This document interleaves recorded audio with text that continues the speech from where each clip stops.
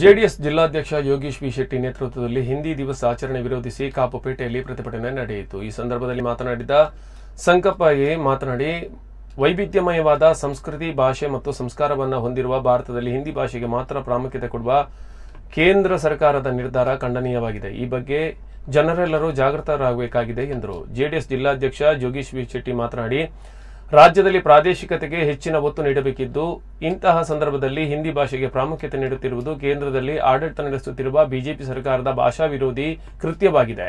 ಆಯಾ ರಾಜ್ಯ, ಜಿಲ್ಲೆ ಮತ್ತು ಸ್ಥಳೀಯ ಪ್ರದೇಶಗಳ ಭಾಷೆಗಳಿಗೆ ಒತ್ತು ನೀಡಿದಲ್ಲಿ ರಾಜ್ಯಕ್ಕೂ ದೇಶಕ್ಕೂ ಒಳಿತಾಗುತ್ತಿದೆ ಎಂದರು. ಅನೇಕ ಬ್ಯಾಂಕ್ಗಳನ್ನು ನಮ್ಮ ಹಿರಿಯರು ಮಾಡಿದ್ರು.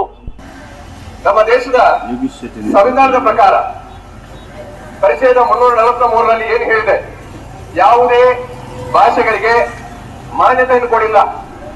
ಆದರೆ ಹಿಂದಿ ಮತ್ತು ಇಂಗ್ಲಿಷ್ ಅನ್ನ ಅಫಿಷಿಯಲ್ ಲ್ಯಾಂಗ್ವೇಜ್ ಆಗಿ ಮಾಡಬೇಕೆಂಬುದಾಗಿ 1947ರಿಂದ ಮಾಡಲ್ಪಟ್ಟಿದೆ. ಅದು ನಮ್ಮ ಅಫಿಷಿಯಲ್ ಲ್ಯಾಂಗ್ವೇಜ್ ಆಕ್ಟ್ 1963. ಕರ್ನಾಟಕದಲ್ಲಿ ಕನ್ನಡ ಭಾಷೆಗೆ ಒತ್ತನ್ನು ಕೊಡಬೇಕು, ಕನ್ನಡ ರಾಜ್ಯ ಭಾಷೆ ಆಗಬೇಕು ಎಂಬ ಒಂದು ರೀತಿಯ ಜಾರಿಗೆ ಬಂತು.